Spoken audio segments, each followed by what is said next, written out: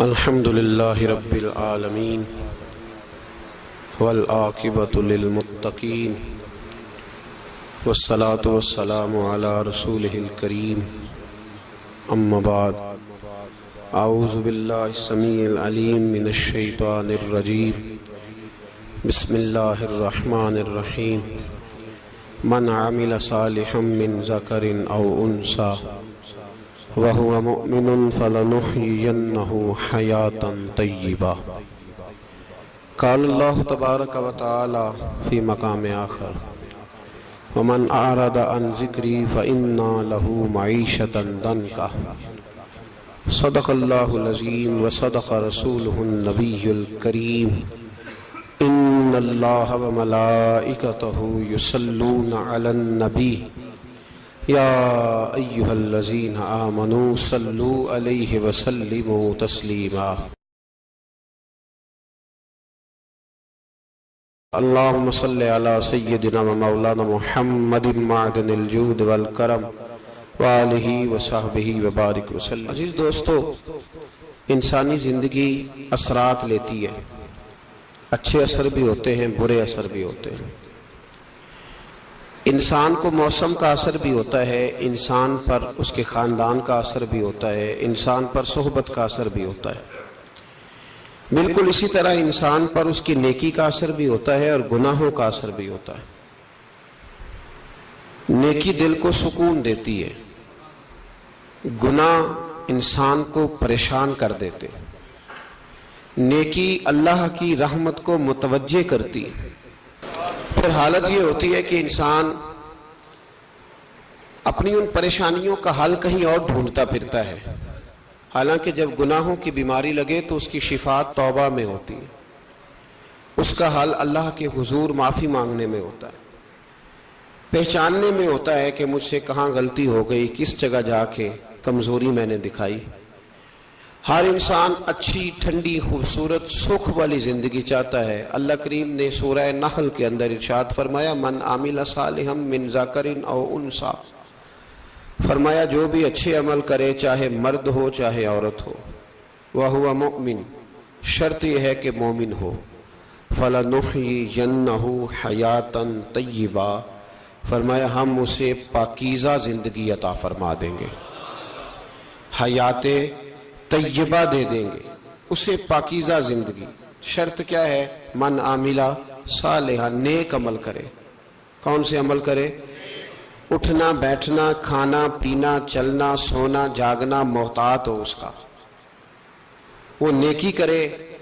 قرآن پاک کے لفظوں کے حسن پر غور فرمائیے گا، فرمایا فَلَنُحْيِيَنَّهُ حَيَاةً طَيِّبَةً، ہم ضرور اسے پاکیزہ زندگی عطا فرما دیں، صاف ستھری زندگی، معیاری زندگی، خوبصورت شب و روز، آئیڈیل زندگی جس کو لوگ کہیں گے، وہ والی زندگی اسے دیں۔ اور دوسرے مقام پر سورہ طٰہٰ کی آیت نمبر 124 میں فرمایا وَمَنْ أَعْرَضَ عَنْ ذِكْرِي، جو ہمارے ذکر سے منہ پھیرے گا، جو ہمارا کھا کے چہرہ کسی اور طرف کرے گا، جو چلے گا ہماری زمین پر لیکن توجہ کسی اور طرف ہوگی، آسمان کی چھت ہماری بنائی ہوئی لیکن اس کے خیالات کہیں اور ہوں گے، فَإِنَّ لَهُ مَعِيشَةً ضَنْكًا، فرمایا ہم اسے تنگ زندگانی عطا کر دیں گے، اس کی زندگی تنگ ہو جائے گی، اس کی معیشت تنگ ہو جائے گی۔ گناہ زندگی کو تنگ کر دیتے ہیں، نیکی زندگی میں آسانی پیدا کرتی ہے۔ آپ کو اگر زندگی میں سکون چاہیے ہو تو آپ کسی غریب کی خدمت کر کے دیکھیں، اللہ کتنا سکون عطا کرتا ہے۔ آپ بڑے پاورفل بھی ہیں، بڑے طاقتور بھی ہیں اور بڑے باوقار بھی ہیں، لیکن کسی کو گالی دے کے آپ کا دل کبھی ٹھنڈا نہیں ہوگا، تکلیف ہوگی، اس کے اندر آزمائش ہوگی۔ ڈاکٹر ریسرچ کرتے ہیں، ڈاکٹر وہ کہتے ہیں گناہ کرنے سے آدمی جسمانی طور پر کمزور ہوتا ہے،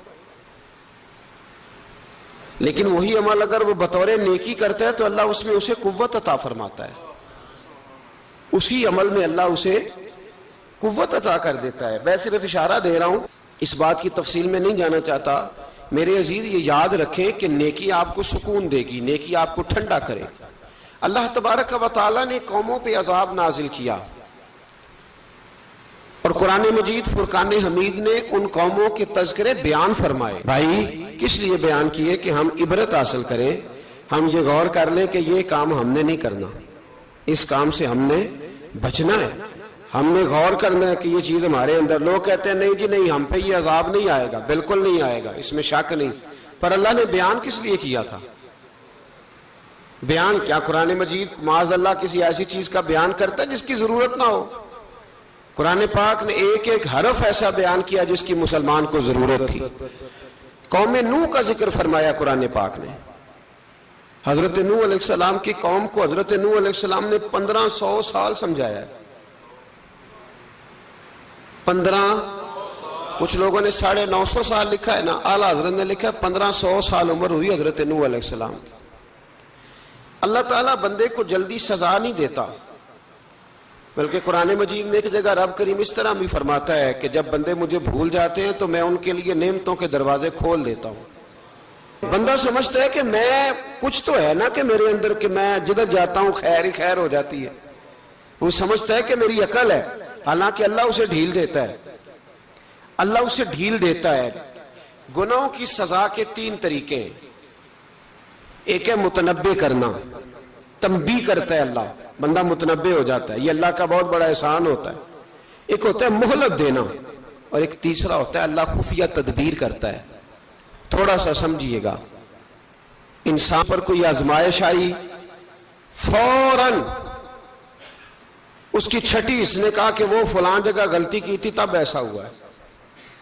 ہوتا ہے نا کئی دفعہ، آواز آتی ہے نا اندر سے، چلیں بول دیں کچھ نہیں ہوتا آپ کو، اللہ جانتا ہے یہاں کوئی کچھ نہیں کہے گا آپ کو، اور ہماری تو ویڈیو بھی نہیں گھومتی، یعنی خبر بھی نہیں ہو کہ کس نے ہاں کر دی کس نے نہ کر دی۔ آپ بغیر ٹینشن کے بات چیت کریں، آج کچھ نہیں ہوتا ہے انشاءاللہ تعالی۔ آتی ہے اندر سے آواز؟ میں آپ سے اس لیے ان چیزوں کی تصدیق کراتا ہوں کہ باقیوں کو بھی آتی ہے کہ نہیں، اس لیے تصدیق۔ کبھی کوئی کسی جگہ انسان پریشان ہوتا ہے تو محسوس کرتا ہے کہ وہاں مجھ سے ہوتا ہے نا جی، جس کو یہ نصیب ہو جائے بڑا خوش نصیب آدمی ہے۔ حضرت مولا علی فرماتے ہیں اگر تجھے دنیا میں سزا مل گئی تو بچ گیا ہے، سمجھ پھر اللہ کرم کرے گا، آخرت میں سزا نہیں دے گا۔ اور یہ یاد رکھ لے، وما اصابکم من مصیبت فبما کسبت ایدیکم ویعفو عن کثیر۔ اللہ فرماتا ہے دنیا میں تجھے جو بھی تکلیف پہنچتی ہے وہ تیرے ہاتھوں کے کرتوتوں کی وجہ سے پہنچتی ہے۔ ویعفو عن کثیر، فرمایا کثیر گناہ تو میں ویسے ہی معاف کر دیتا ہوں۔ یہ جو تیری زندگی میں دکھ ہے نا، یہ بھی میری قلیل سزائیں ہیں۔ یہ کثیر پر سزا، یہ قلیل ہے، قلیل یہ جو تمہاری زندگی میں تکلیفیں۔ انسان کو سزا ملتی۔ حضرت فضیل بن عیاض رحمۃ اللہ تعالی علیہ گھوڑے پہ بیٹھے تھے، گھوڑا شرارت کرنے لگ گیا، اچھلنے لگ گیا، کودنے لگ گیا، تو حضرت فضیل بن عیاض نیچے اترے، ایک کونے میں جا کے نماز کی نیت باندھ لی، 2 رکعت نماز پڑھی، پھر دیر تک استغفار پڑھتے رہے، روتے رہے، دعا کرتے رہے، واپس آئے۔ خادم عرض کرنے لگے حضور سمجھ نہیں آئی، گھوڑے نے تھوڑی سی شرارت کی، وہ بدکا ہے، آپ نے اس کو چھوڑا ہے اور چھوڑ کر کے آپ نماز میں لگ گئے۔ تو حضرت فضیل بن عیاض فرمانے لگے جب بندہ اللہ کی نافرمانی کرتا ہے نا تو جو چیزیں اس کی فرما بردار ہوتی ہیں وہ اس کی نافرمانی کرنے لگ جاتی۔ تو مجھے محسوس ہوا تھا کہ میں نے کہیں اللہ کی نافرمانی کی ہے، اس لیے ایسا ہوا ہے کہ میرے گھوڑے نے میری، تو میں توبہ کرنے لگا ہوں، اور اب دیکھتا ہوں بیٹھ کے بھلا کیا ہوتا ہے۔ میں نے سچی توبہ، حالانکہ مجھے یاد نہیں کہ میں کہاں بولا، پر کھری اور سچی توبہ کی۔ دوبارہ گھوڑے پہ بیٹھے تو گھوڑا بالکل صحیح ہو کے ساتھ چلنے لگ گیا۔ میرے بھائی، جب یہ تنبیہ ہے اللہ کی طرف سے، یہ متنبع کیا جاتا ہے کہ تو بعد آ جا۔ بہت ساری جگہوں پہ انسان کو وقتی طور پر اگر سزا مل جائے، نبی پاک علیہ السلام کی خدمت میں ایک صحابی آئے، بات مضبوط کر دوں، واقعہ سنایا ہے نا تو کچھ لوگ سمجھتے ہیں کہ یہ واقعہ ہے، تو میں ایک حدیث پاک امام بہقی کی لکھی ہوئی عرض کرتا ہوں۔ نبی پاک علیہ السلام کے ایک صحابی آئے اور ان کا سر پھٹا ہوا تھا، خون بہ رہا تھا۔ سرکار نے فرمایا کیا ہوا؟ عرض کی حضور ایک عورت جا رہی تھی، میری نظر پڑی، ابھی نظر پڑی ہے کہ میرے آگے ستون آ گیا تو میرے سر پہ لگ گیا۔ نبی پاک صلی اللہ علیہ وسلم نے فرمایا تیرے لیے خوشخبری ہے، اگر دنیا میں تیری غلطی کی تجھے سزا ملی ہے تو پھر رب تجھے قیامت میں سزا نہیں دے گا. پھر اللہ قیامت میں سزا، بعض گناہ ایسے ہیں جن کی یہاں بھی سزا ملے گی اور وہاں بھی ملے، لیکن میرے بھائی پہلی بات یہ ہے کہ اللہ تعالیٰ اس غلطی کی یہی سزا دے لے اور دعا فرمائے اللہ تبارک و تعالیٰ یہاں بھی معافی عطا فرمائے وہاں بھی معافی عطا فرمائے، اللہ درگزر ہی فرمائے. لیکن میرے بھائی ایک تو یہ سزا، ایک سزا یہ ہوتی ہے کہ انسان جب گناہ کرنے لگتا ہے تو اللہ نعمتوں کے دروازے کھولتا ہے، مہلت دیتا ہے. 500 سال تک فرعون کو مہلت دی. کتنے؟ یہاں جو 5 سال حکومت کر لیتا ہے وہ کہتا ہے سب سے قابل میں ہی ہوں، مجھے مہلت جو ملی ہوئی ہے. 500 سال مہلت دی اللہ تعالیٰ نے. اور فرعون کی قوم پر پتہ عذاب کس طرح کے آئے تھے؟ ٹڈیاں مسلط کر دی اللہ نے. یہ گھومتی نہیں چھوٹی سی، ہم اپنی زبان میں اس کو کچھ لوگ مختلف ناموں سے یاد کرتے ہیں، کوئی مکڑی کہتا ہے، کوئی کچھ کہتا ہے. مسلط کر دی، جاتی نہیں. ان پر بنی اسرائیل کے ان مقابل جو فرعون کی قوم تھی ان پر الزام اس طرح کا عذاب آیا کہ مینڈک مسلط کر دی اللہ تعالیٰ. برتن کھولتے تھے اندر مینڈک نکلتا تھا. دنیا کی ہر دوائی استعمال کرتے تھے لیکن مینڈک نکل آتا تھا. تھوڑا سا سمجھا کریں چیزوں کو. ہمارے رنگ نہیں زیادہ گورے کہ ہم پر عذاب نہیں آتا. کوئی بہت زیادہ اللہ تعالیٰ معاف فرمائے دولت نہیں جمع کرا بیٹھے شاہی خزانے میں کہ ہم سے پوچھا نہیں جائے گا. یہ مہلت ہے، مہلت کو مہلت سمجھو. پھر جب پکڑ آتی ہے نا اللہ کریم کی، میں نے دیکھا ہے کروڑوں روپیہ، 6 اولادیں. ایک شخص کے بچے باہر سے آ رہے تھے، وہ بندہ بیمار تھا. مجھے کہنے لگا حضرت جی دعا کریں میں ان کے آنے سے پہلے مر جاؤں ورنہ آ کے مجھے مار دیں گے. دعا کریں. اتنی بے سکونی، کروڑوں روپیہ پڑا ہے تو یہ عذاب نہیں؟ کوئی ضروری ہے کہ پتھر ہی برسیں گے تو سمجھ آئے گی؟ یہ جو سگا بیٹا بوڑھے باپ کے قریب سے گزر جاتا ہے سلام نہیں لیتا تو اس کو عذاب نہیں سمجھتے؟ یہ جو امت کی بیٹیاں، امت کی بچیاں، ہماری بچیاں ایک سال کے اندر 75 76 ہزار بچی ایک ڈویژن سے بھاگ کے شادی کر رہی ہے اور ایک صوبے سے، تو اس کو آپ اللہ کا عذاب نہیں سمجھتے؟ یہ معمولی بات ہے. نہیں ہمارے رنگ ہو رہے ہیں، ہم بڑے سمارٹ ہیں. 1500 سال مہلت دی نوح علیہ السلام کی قوم کو. کتنے سال؟ بول کے بتائیے، بول کے دوبارہ بولیے. 1500 سال. کوئی آدمی اپنی سمارٹنس پہ خوش نہ ہو جائے کہ 20 سال ہو گئے میں تو نافرمانی بھی کر رہا ہوں، روٹی بھی پک رہی ہے، میں تو حرام بھی کھا رہا ہوں پھر بھی سب ٹھیک ہے. 1500 سال مہلت دی. پھر حضرت نوح کہنے لگے اللہ میں نے تو بڑا سمجھایا نہیں باز آتے. تو رب کریم نے فرمایا کشتی بناؤ. اللہ کے پیغمبر کشتی بنانے لگے تو قوم مذاق اڑانے لگ گئی. اب کیا کرنے لگے ہو؟ اب کشتی بنانے لگے ہو، خیر تو ہے، قوم مذاق اڑا رہی ہے. حضرت نوح علیہ السلام کا آپ نے کشتی بنائی، پانی کہاں سے نکلا؟ نہ بارشیں ہوئی نہ سیلاب آئے. ایک تندور تھا اس کے اندر سے پانی نکلنا شروع ہو گیا. کبھی تندور سے بھی پانی نکلا ہے، پر جب نکالنے والا چاہتا ہے تو وہاں سے بھی ایک تندور سے پانی نکلا. اتنا نکلا کہ قوم ساری ڈوب گئی. قرآن مجید کے صفحات شہادت دیں گے کہ حضرت نوح کی قوم کا بچہ بہ گیا. بچے صرف وہ تھے جو حضرت نوح کے ساتھ ہو گئے، تباہ ہو گئی. اللہ بے نیاز ہے، بے نیاز. 1500 سال مہلت ملے اور تو پھر بھی کہے رب بڑا کریم ہے معاف کر دے گا. 1500 سال تجھے گنجائش دے اور تو کہے کوئی نہیں بات معافی ملنی چاہیے ابھی بھی. میرے بھائی حضرت صالح علیہ السلام کی قوم، حضرت صالح نے تبلیغ شروع کی تو کہنے لگے پہلے معجزہ دکھاؤ. جی آج تو نہیں لوگ معجزے مانگتے ہیں. آج بھی لوگ کرامتے اور معجزے، اللہ معاف کرے جو چیزیں معجزہ تو ہو نہیں نہ سکتا، لیکن آج بھی لوگ، آپ یقین کریں، کہتے ہیں یہ بڑی نمازیں پڑھتا ہے تو پھر بخشا کیوں نہیں گیا، پھر کیوں نہیں منو سلوا کیوں نہیں اترا اس پر، پھر میں بھی اسی طرح ہی ہوں، کیا اس کے اندر خوبی آ گئی؟ مولوی بھی ویسے ہی ہے، صوفی بھی ویسے ہی ہے. لوگ مانگ نہیں رہے، لوگ دلیلیں مانگ نہیں رہے. ابھی بھی لوگ بحث نہیں کرتے، کیا فرق آ گیا جی، ویسے ہی ہیں سارے۔ اللہ تعالیٰ سے ڈرنا چاہیے۔ ہمیں سامنے والے کی طرف دیکھ کر صحیح ہونے کا حکم نہیں ہے، ہمیں اپنی اصلاح کا حکم ہے، اپنی طرف دیکھ کے اپنے آپ کو ٹھیک کرنے کا۔ الزام لگا کے گزر جانا، اس کا کوئی مطلب سنو اور یاد رکھو۔ حضرت صالح علیہ السلام سے کہنے لگے پہلے معجزہ دکھائیں، تو حضرت صالح علیہ السلام نے فرمایا اونٹ کہاں سے پیدا ہوتے ہیں؟ کہا اونٹنی کے بطن سے۔ فرمایا آؤ میں تمہیں پہاڑ کے اندر سے اونٹنی پیدا کر کے دکھاتا ہوں۔ کہاں سے؟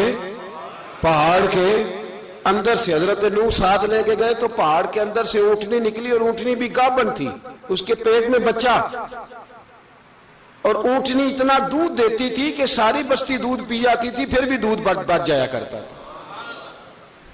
لیکن حضرت نوح علیہ السلام نے فرمایا تم نے دیکھ تو لیا یہ اسے، یہ جتنا دودھ دے گی روٹی بھی اتنی کھائے گی، ایک دن تم سارے پانی پیو گے، ایک دن یہ سارا پانی پیا کرے گی، ایک دن تم سارے باقی جانوروں کو گھاس کھلاؤ گے، ایک دن یہ اونٹنی، اور اونٹنی کا نام کیا؟ ناقۃ اللہ، اللہ کی اونٹنی۔ کس کی اونٹنی؟ نام کیا ہے؟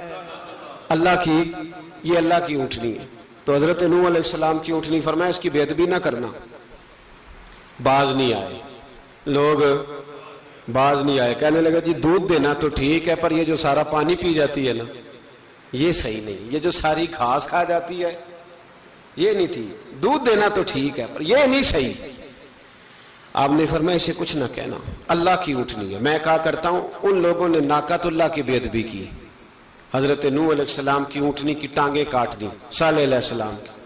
اور دیکھو اللہ بڑا بے نیاز ہے، اگر پیدا کرنا جانتا ہے تو حفاظت کرنی نہیں جانتا، لیکن رب کریم نے فرمایا نہ کرنا۔ انہوں نے ان کے پیر کاٹ دیے، کانوں پہ چھریاں لگائیں۔ اونٹنی جب مر گئی، اونٹنی اللہ تبارک و تعالیٰ کی وہ اونٹنی جب مر گئی تو حضرت صالح علیہ السلام کی قوم پر رب کریم نے زلزلہ بھیجا۔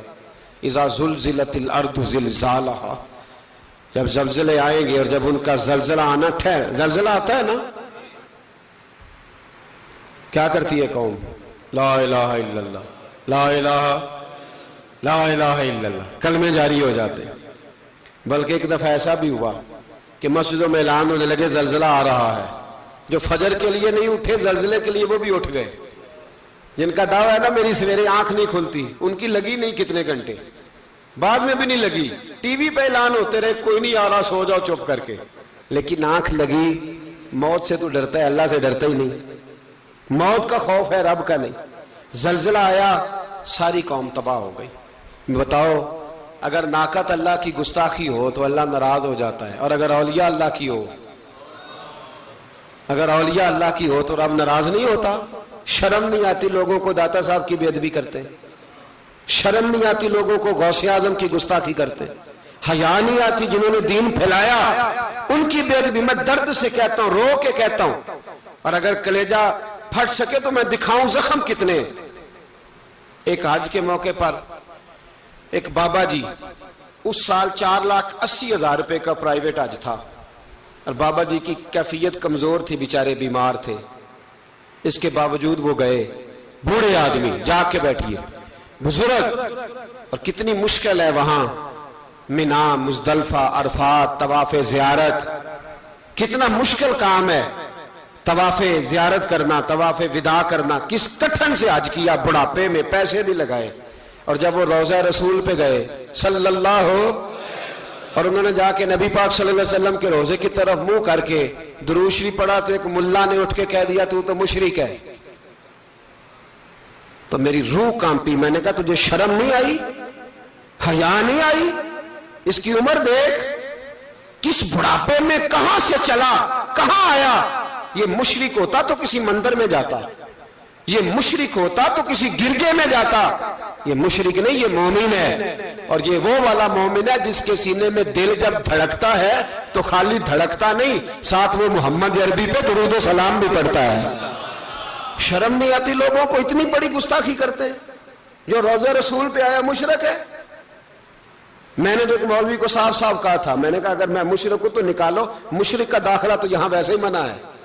شرم نہیں آتی؟ اپنی زبان کا ایک پاس کرو کچھ۔ اتنا ظلم، اتنی بڑی فرقہ واریت امت میں، اتنا امت کو تقسیم کرتے ہو، تمہیں شرم نہیں آتی؟ جہاں سے اتحاد کا پیغام دینا چاہیے وہاں سے تم لوگوں کو فرقے کا پیغام دیتے ہو، ایک مقصود فرقے کی تبلیغ کرتے ہو.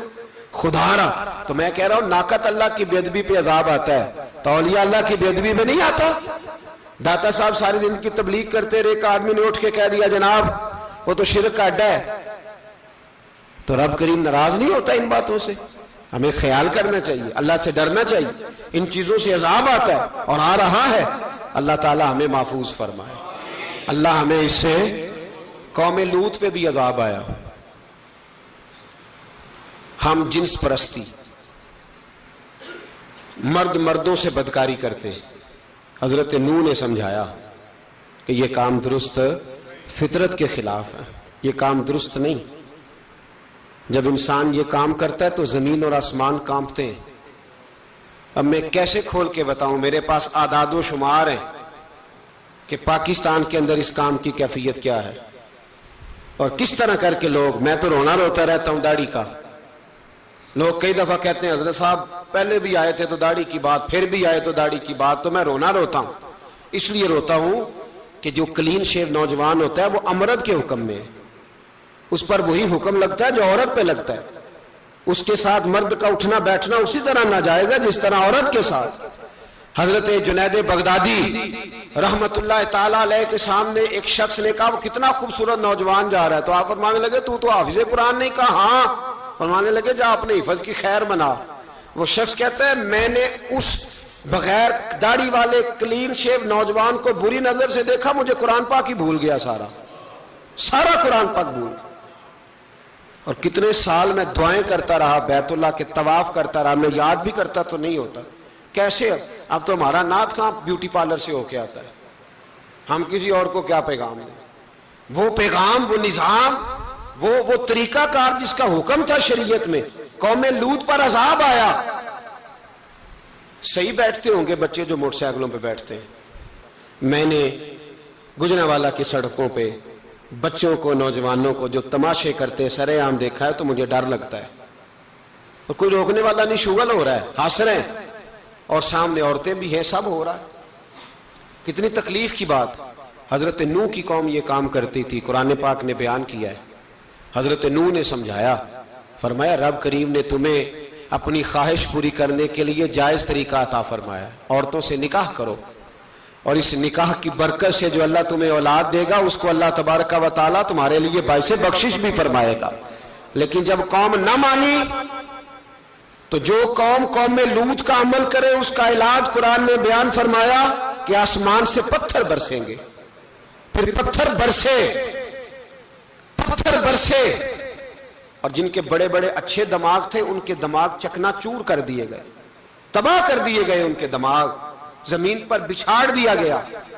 اللہ مہلت دیتا ہے لیکن اس کا مطلب یہ نہیں کہ انسان توبہ ہی نہ کرے. حضرت شعیب علیہ السلام کی قوم پر بھی عذاب آیا، اس لیے کہ بددیانتی کرتی تھی، ناپ تول میں کمی کرتی تھی. میں نے کہا تھا شب قدر کی رات کہ یہ کوئی تماشا ہے کہ شب رات آئی تو ساری رات روتے رہے یا اللہ معاف کر دے، یا اللہ معاف کر دے، رو رو کے چیخے مار مار روئے. شب قدر آئی تو پھر چیخے ماری، ساری رات روئے. تو جس بندے کا پروگرام ہی نہیں سویرے بدلنے کا، دکان پہ بیٹھ کے پھر وہی ناپ تول میں کمی، پھر وہ اللہ تعالیٰ معاف کرے. میں ایک مضمون پڑھ رہا تھا تو وہ فوڈ کے اسپیشل لوگ تمہیں لکھا تھا مہربانی کرو ملاوٹ ہی اچھی چیز کی کر لو، مرچ میں کیری تو نہ ملاؤ اینٹوں کی، وہ تو بیمار کرتی ہے، وہ تو خون کی آنتوں کو روک دیتی ہے. وہ کہنے لگا، اور وہ کہتا ہے میں تمہیں بتاتا ہوں کون کون سی چیز ملائی جا سکتی ہے، وہ ملا لو. خدا را اس قوم پہ رحم کرو، مہربانی. ایک دوست ہے ہمارے، میں وزیر آباد میں ان کے گھر بیٹھا تھا تو ایک میڈیکل، میرا کسی شخص پہ اعتراض کرنے کا میں مجموعی بات کرتا ہوں. میں ایسے ڈاکٹروں کو جانتا ہوں جو اللہ تعالیٰ فضل کرے سچ مچ کے نیک ہیں، اچھے لوگ. تو بچے کا میڈیکل سٹور ہے تو والد بیمار ہو گیا تو کہتا ہے ابا جی ڈاکٹر صاحب نے کہا آپ کو ڈریپ لگنی ہے. تو سگے باپ کو ڈریپ لگانے لگا تو باپ کیا کہتا ہے پتر تیری مہربانی مینو کوئی اصلی لائی، وہ نہ لائیں جڑی لوکاں نو لانا ہے.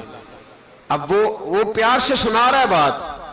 میں نے اسے کہا کہ یہ تو ڈوب مرنے کا مقام ہے نا، ڈوب مرنے کا مقام، کہ جس ملک کے اندر دوائی بھی صحیح نہ بکے، اصلی نہ ملے دوائی بھی، اور پھر وہ قوم کہے کہ ہم نے تو پورے روزے رکھے. ہم نے تو بڑا صدقہ اور خیرات کیا، دوائی بھی اصل نہ ملے۔ جناب شعیب علیہ السلام کی قوم ناپ تول میں کمی کرتی تھی، تو اللہ تبارک و تعالیٰ نے ان پر بتا عذاب کس طرح کا بھیجا، شدید گرمی ہوئی۔ اللہ ہمیں محفوظ فرمائے، سارے آمین کہہ دیا۔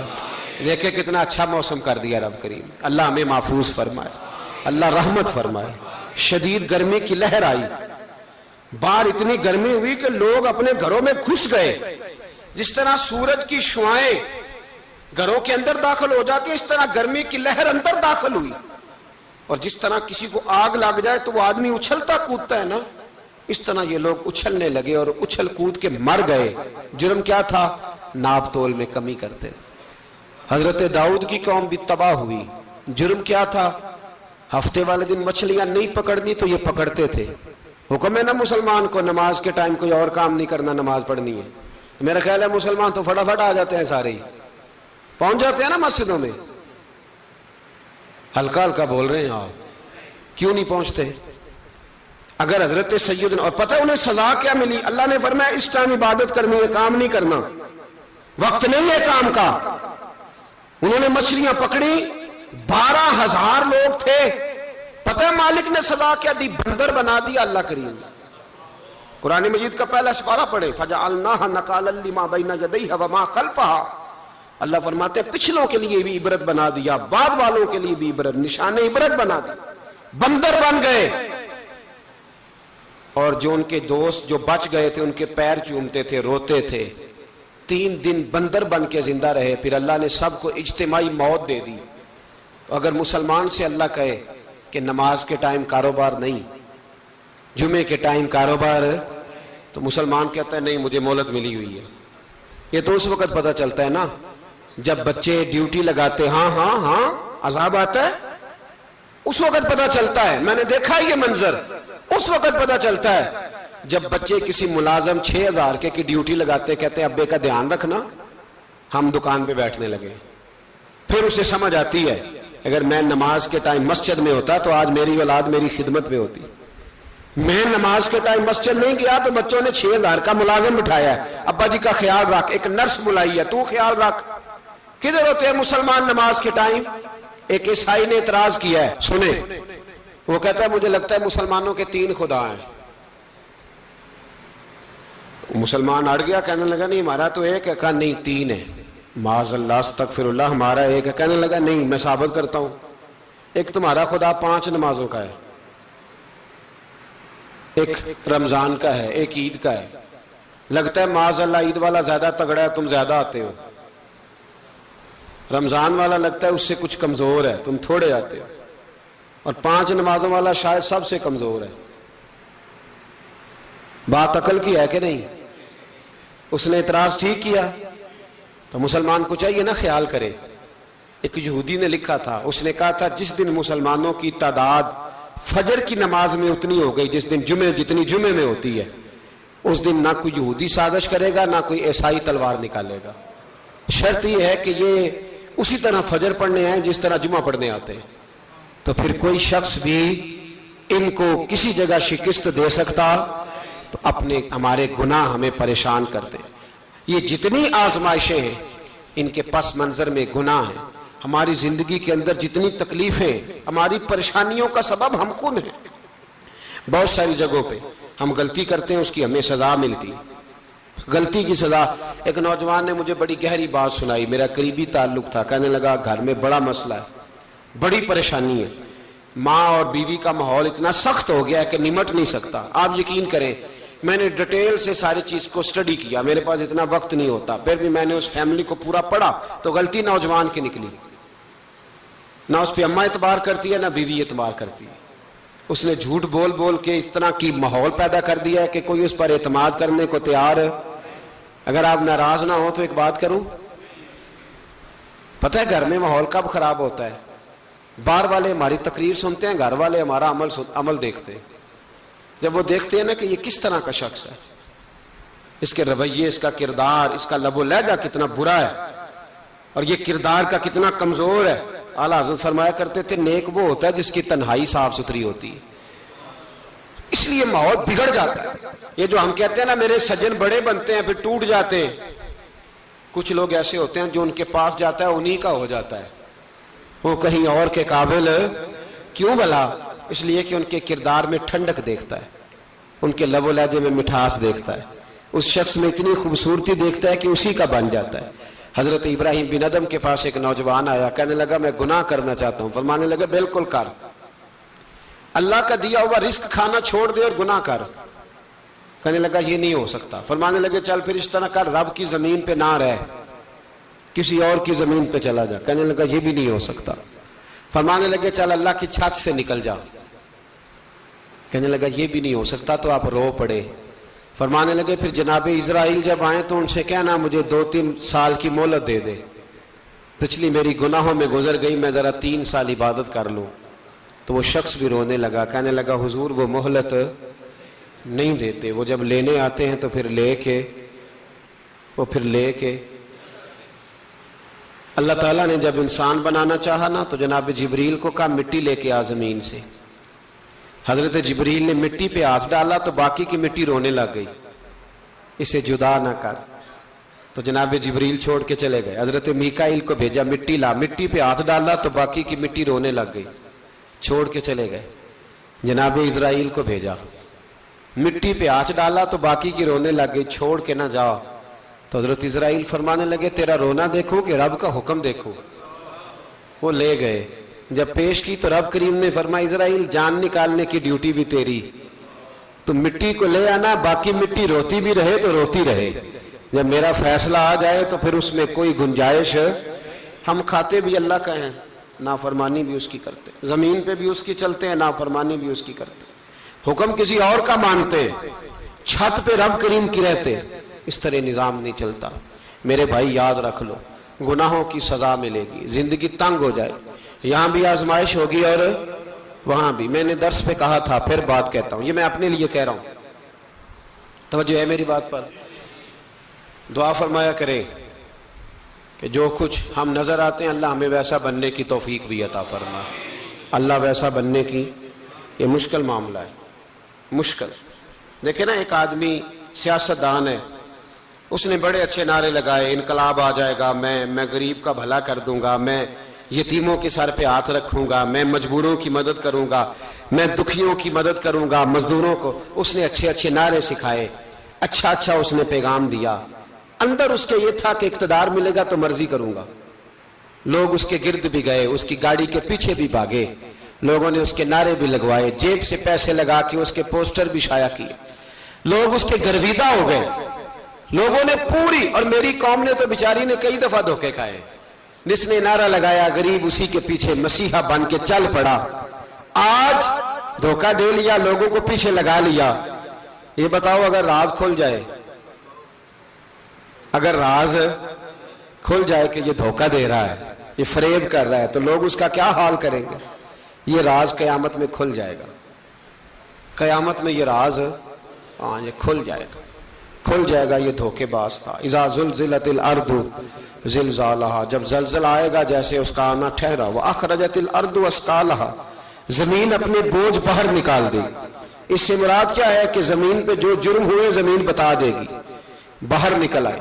وقال الانسان ما لہا، انسان کہے گا اسے کیا ہوا، یہ تو سب کچھ بتا رہی، بوجھ باہر نکال دے گی۔ ایک آدمی پیر طریقت بن کے بیٹھ گیا، جبہ کبہ پہن کے، بڑی پگڑی باندھ کے بیٹھ گیا، اچھی اچھی نیک باتیں بتانے لگا، لوگ اس کی دست بوسی کرنے لگے، ہاتھ چومنے لگے، پیچھے لگ گئے، خدمت کرنے لگے، جیب سے نذرانہ دینے لگے، اس کے نام پر لوگ اپنی جیب سے لنگر پکانے لگے، خانقاہ کی خدمت ہونے لگی، مہمان اس کے آتے، نوکری کوئی اور کرتا۔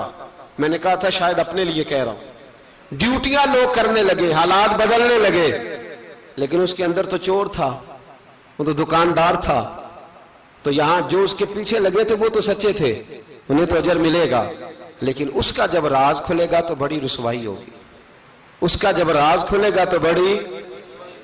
ایک میری طرح کا دیندار تھا، جو چہرے کا تو نیک تھا، اندر پتہ نہیں کیا کچھ تھا۔ ایک طوائف گزر رہی تھی، اس نے اس کو تبلیغ کر دی، کہنے لگا بس کر دے، سیانی بن جا۔ تو کسی دانشور میں لکھا ہے اس نے بڑا سخت جواب دیا، اس عورت نے کہنے لگی بابا میں تو جو ہوں وہ نظر بھی آ رہی ہوں، تو بتا جو تو نظر آتا ہے وہ تو ہے کہ نہیں؟ اس بندے نے چیخ ماری اور بے ہوش ہو کے گر پڑا.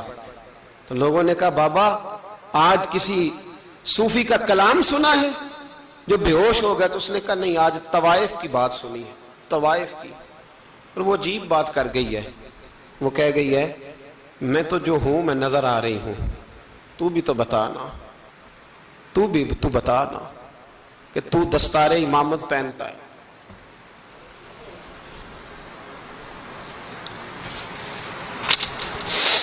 تو بتا تو جو کہلاتا ہے تو وہ ہے کہ نہیں؟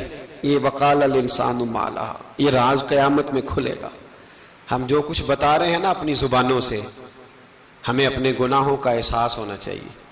ایسا نہ ہو کہ جب سزا ملے تو پھر اس طرح کی ملے کہ دوبارہ کسی کو کوئی منہ دکھانے کے قابل نہ رہے. میرے بھائی یاد رکھیں اور سمجھیں، گناہ انسان کی زندگی کو تنگ کرتے ہیں. میرے نبی پاک علیہ السلام نے فرمایا جب تو جھوٹ بولتا ہے تو تیرے فرشتے کرامن کاتبین سائیڈ پہ ہو کے کھڑے ہو جاتے ہیں. جب تو زنا کرتا ہے تو تیرے اندر سے ایمان نکل جاتا ہے. اور نبی پاک علیہ السلام نے فرمایا جب میری قوم میں ناانصافی عام ہو جائے گی تو قتل بھی عام ہو جائے گا. اور سن لو لکھ لینا یہ حدیث دل کی تختی پر.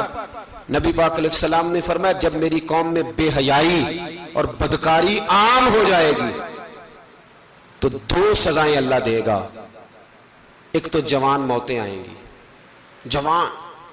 جوان بچے کچھ بھی نہیں دیکھا چلے گئے. اور دوسری سزا اللہ یہ دے گا کہ ایسی بیماریاں آئیں گی جن کا علاج نہیں ملے گا، ایسے امراض پھوٹ پڑیں گے. اگرچہ میں آپ کو ایسی تقریر بھی سنا سکتا تھا جس پہ آپ بہت زیادہ محظوظ ہوتے، پر میں نے اس جمعے میں ایسا موضوع چنا ہے جس کا ہمیں خاص ضرورت ہے.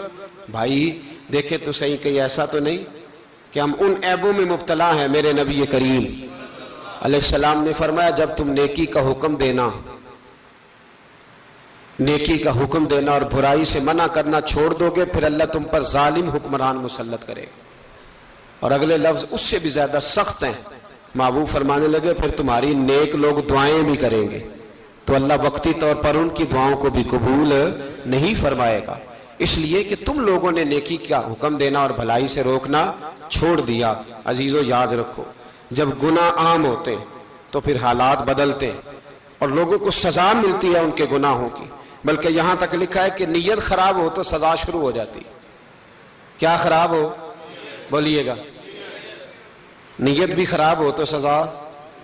حضرت رومی کہتے ہیں کہ ایک بادشاہ کو پتہ چل گیا کہ ایک آدمی نے بڑا اچھا باغ لگایا ہے، خوبصورت باغ ہے، مالٹے کا کنوں کا باغ بڑا پیارا. بادشاہ نے کہا ذرا جا کے دیکھتا ہوں.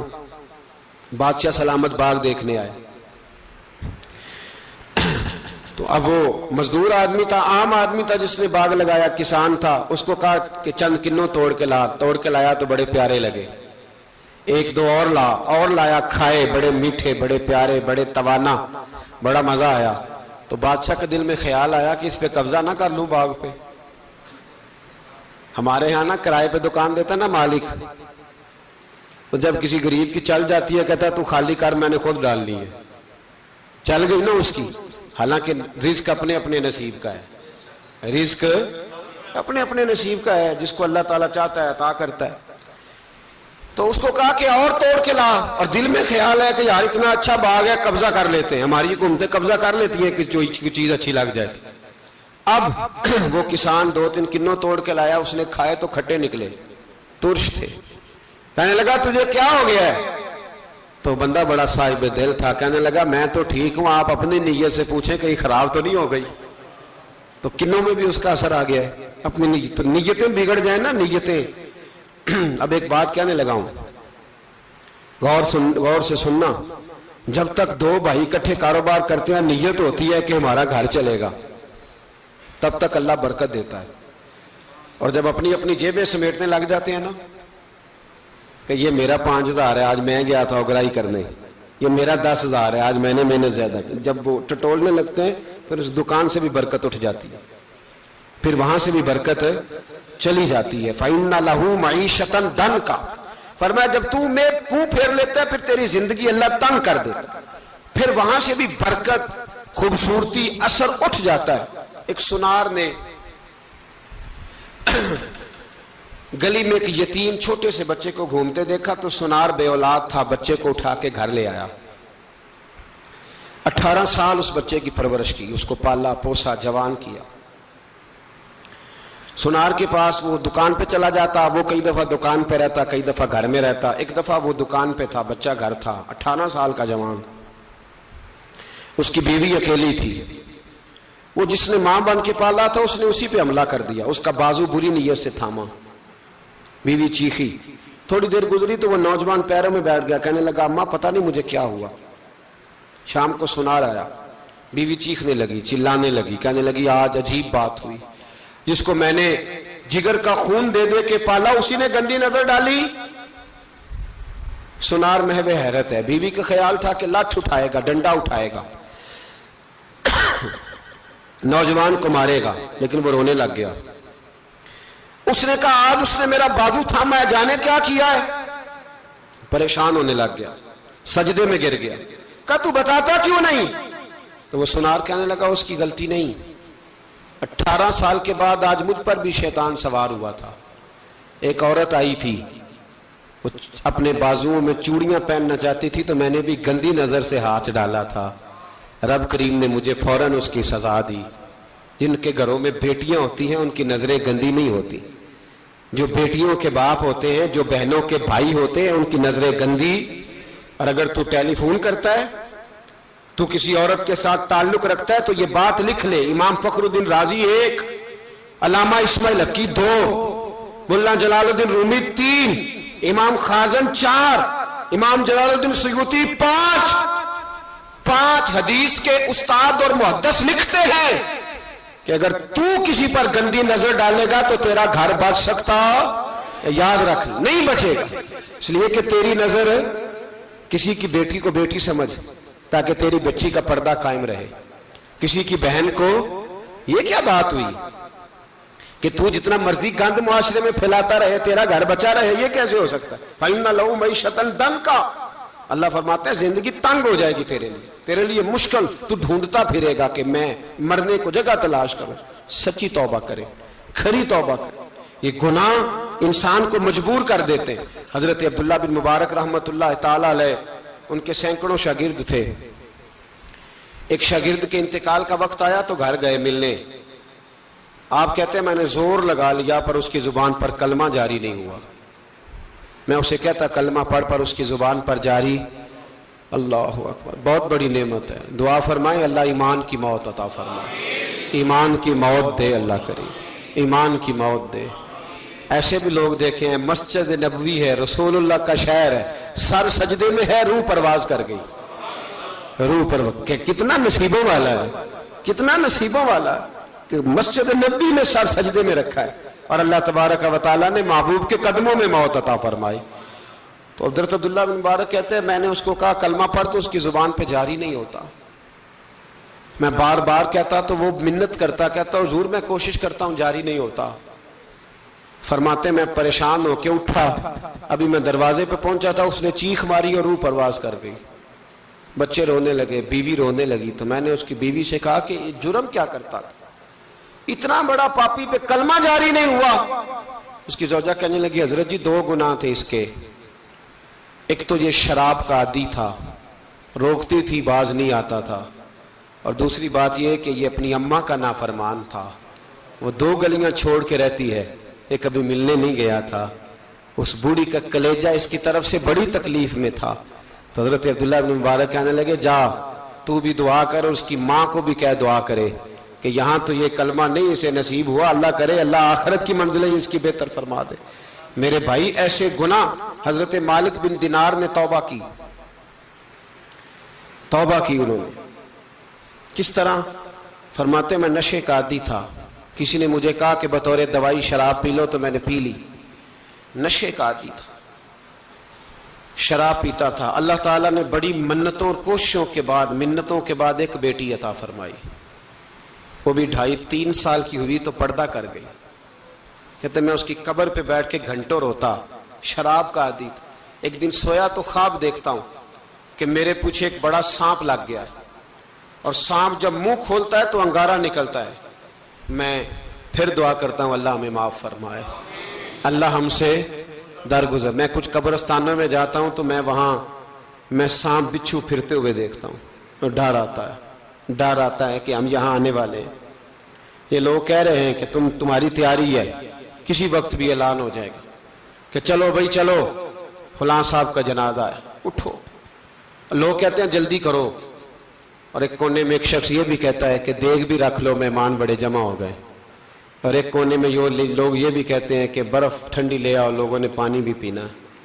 پہلے اعلان ہوتا ہے کہ فلاں فوت ہو گیا، پھر اعلان ہوتا ہے جنازے کا ٹائم ہو گیا، پھر اعلان ہوتا ہے جنازہ اٹھایا جائے گا، اور پھر بات ختم ہو جاتی ہے. پھر کل من علیہ فان، پھر کوئی نہیں پوچھنے آتا. ختم ہو گئے، قصہ ہی ختم ہو گیا. ان لوگوں کی کہانی مٹ گئی، ختم ہو گئے. بڑے بڑے کج کلا، کوئی پوچھنے والا نہیں. موت کا راج ہے موت کا راج. موت راج کرتی ہے بس، اور کسی کا راج نہیں. وہ راج کرتی ہے، جدھر جاتی ہے اسی کا راج ہے، راج کر رہی ہے. تو حضرت مالک بن دینار کہتے ہیں قبرستان میں نے دیکھا، میں خواب دیکھتا ہوں بڑا اژدہا، اس کے منہ کے اندر آگ میرا پیچھا کر رہا ہے. کہتے میں خواب دیکھ رہا ہوں. میں دوڑا، لیکن وہ اژدہا جب میں دوڑا تو میرے آگے آ کے کھڑا ہو گیا. میں مشرق کو دوڑا تو وہاں بھی آ گیا، مغرب کو دوڑا تو وہاں بھی آ گیا. جناب مالک بن دینار کہتے ہیں ایک بوڑھا شخص کمزور مجھے بچانے آیا، پر اس اژدہا نے پھونک ماری تو وہ بوڑھا آدمی دور جا گرا. کہتے میں چیختا تھا، چلاتا تھا. ایک پہاڑی پہ میں بھاگا گیا تو وہاں مجھے میری بیٹی ملی، مجھے فوت ہو گئی. وہ اس اژدہے کے آگے اس نے یوں ہاتھ کیا تو اژدہا پیچھے بھاگ گیا. میں نے بیٹی کو گود میں اٹھایا، میں نے کہا بیٹی یہ کون تھا؟ کہنے لگی ابا یہ تیرا برا عمل تھا، یہ تیرا برا عمل تھا، یہ تجھے کھا جاتا اگر میں نہ ہوتی. تو کہا یہ بوڑھا جو مجھے بچانے آیا یہ کون تھا؟ کہا یہ تیرا اچھا عمل تھا، پر کمزور بڑا تھا، تھوڑا تھا، یہ تیرے برے عمل کا مقابلہ کرنے کی ہمت نہیں رکھتا تھا. حضرت مالک بن دینار کہتے ہیں میری بیٹی نے خواب میں میری داڑھی پکڑ لی اور کہنے لگی ابا میں چاہتی ہوں تو صحیح ہو جا، ایسا نہ ہو کہ پھر تیرے پیچھے یہ اژدہا لگ جائے. حضرت مالک بن دینار کہتے ہیں جب میں سو کے اٹھا تو میری داڑھی آنسوؤں سے بھری ہوئی. پھر اس کے بعد میں نے توبہ کی، اس طرح کی توبہ کی کہ پھر میں نے کوشش کی کہ دوبارہ میں اپنے رب کی نافرمانی نہ کروں. حضرت عبداللہ ابن عباس فرماتے تھے جو دنیا میں ہنس ہنس کے گناہ کرتے ہیں نا، ہنس ہنس کے جھوٹ ہنس ہنس کے بولتے، ہنس ہنس کے لوگوں کی غیبت کرتے، فرمایا یہ جو تمہیں ہنس ہنس کے گناہ کرتے نظر آتے ہیں ان کا رونا قیامت میں دیکھا نہیں جائے گا، ان کے آنسو قیامت میں دیکھے نہیں جائے. جو ہنس ہنس کے گناہ کرتے یہ روئیں گے. فَلْيَضْحَكُوا قَلِيلًا وَلْيَبْكُوا كَثِيرًا. رب فرماتا ہے زیادہ رویا کرو، کم ہنسا کرو. نبی پاک علیہ السلام روتے تو صحابہ کہتے حضور آپ اتنا کیوں روتے ہیں؟ تو محبوب فرماتے جو میں جانتا ہوں وہ تم نہیں جانتے. بھائیو قبروں میں اکیلے جانا ہے، کبھی غور کرنا، اکیلے کوئی بندہ ساتھ حساب دینے نہیں جائے گا. اماں بڑا پیار کرتی ہے لیکن قبر میں کبھی کوئی ماں بھی ساتھ دفن نہیں ہوتی. اپنا اپنا حساب دینا، مشکل وقت ہے، حساب کر لینا چاہیے، تیاری کر کے رکھنی چاہیے. گناہ اگر یہاں ہماری زندگی کو تنگ کریں گے تو وہاں بھی ہمارے لیے مشکلات پیدا کریں. نبی کریم علیہ السلام نے فرمایا ہے کہ اللہ بڑا مہربان ہے، اللہ بڑا کریم ہے، اللہ بڑا ستار ہے. اور یاد رکھو جب کوئی اس کی ریٹ کو چیلنج کرے، جب کوئی اس کے قانون کو توڑے، جب کوئی اللہ کی اعلانیہ نافرمانی کرے، پھر رب کریم کی غیرت کو، اس کے عدل کو جوش آتا ہے. توبہ کرے سچی، مسجد کی حاضری دیں پابندی کے ساتھ. میری آپ سے ہمیشہ یہ گزارش رہتی ہے کہ مسجد کی حاضری پابندی سے دیں. میں اپیل کرتا ہوں داڑھی رکھ لیں، یہ میرے نبی کا طریقہ ہے صلی اللہ تعالی علیہ. واپس آ جائیں. ہماری بقا نہ ہمارے دین میں ہے. کوئی نہیں ہمیں رکھے گا، کوئی نہیں رکھے گا، کوئی نہیں. میرا ایک دوست رات بتا رہا تھا کہ سعودی عرب میں ایک شخص نے 30 سال محنت کی، تو جب وہ مرا ہے وہیں اس کے گھر میں فون کیا تو اس کے گھر والوں نے کہا جناب آپ کو مشکل ہوگی ڈیڈ باڈی بھیجنے میں، وہیں دفن کر دیں، ہاں اگر اس کا کوئی پیسہ ہے تو وہ ذرا اکاؤنٹ میں بھیج دیں، بچیوں کو ضرورت ہے۔ او بھائی تو اکیلا جائے گا، تیرے لیے مشکل ہو جائے۔ اپنے بھی ساتھ یقین کریں، بچے دعائیں کرانے آتے ہیں، کہتے ہیں حضرت جی دعا کریں اللہ اماں کی سختی معاف کر دے۔ اس کا مطلب کیا ہے کہ اماں اب جائے، اب ہمارا نمبر آئے۔ بچے تو انتظار کر رہے ہیں کہ ابا جائے اور گدی پہ ہمارا نمبر آئے، تیاری ہے۔ اکیلے جانا ہے، اکیلے، سخت سا مرحلہ ہے، اکیلے سارا کچھ فیس کرنا۔ آج توبہ کریں، وہاں کے کیڑے یہاں رہ کے مارے، اپنے ساتھ ظلم نہ کریں۔ ہم اس قابل نہیں کہ وہاں جا کے مقابلہ کر سکیں۔ بچیں، اپنے آپ کو محفوظ کریں، بچائیں، حساب اپنا اپنا دینا ہے۔ کسی باپ نے اگر اپنے بچوں کو حرام کھلایا تو بچے تو نہیں کہہ رہے تھے نا کہ حرام لے کے آ، تو باپ نے حساب دینا، والد نے۔ لہٰذا مہربانی فرمائیں، اپنے اوپر رحم کھائیں، اپنے آپ کو سنواریں۔ آج جمعۃ الوداع ہے، توبہ کریں، اللہ کے نیک بندوں کی صحبت میں بیٹھا کریں، اچھی باتیں سنا کریں تاکہ دل نرم رہے۔ ان جگہوں سے بچیں جو گناہ کی طرف لے کے جاتی، ظلم سے، زیادتی سے، جبر سے بچیں۔ اپنے آپ کو اپنے رب کریم کی بارگاہ میں جھکا دیں۔ ہمارا کہیں اور گزارا نہیں، کوئی نہیں ہمیں پوچھے گا۔ اقبال رو پڑے آخری عمر میں، رو پڑے اور اللہ کی بارگاہ میں عرض کرنے لگے، نہ جہاں میں کہیں بھی امان ملی، جو امان ملی تو کہاں ملی، میرے جرم خانہ خراب، تیرے عفو بندہ نواز میں، پناہ صرف اللہ رسول کی بارگاہ میں، باقی کوئی پناہ دینے کو تیار نہیں ہے۔ دعا کرتا ہوں اللہ کی بارگاہ میں اللہ ہمیں سچی توبہ کی توفیق عطا فرمائے۔ آخر دعوانا ان الحمدللہ۔ ملے پھر سر دیون کی کسے، سر دینی تے وفا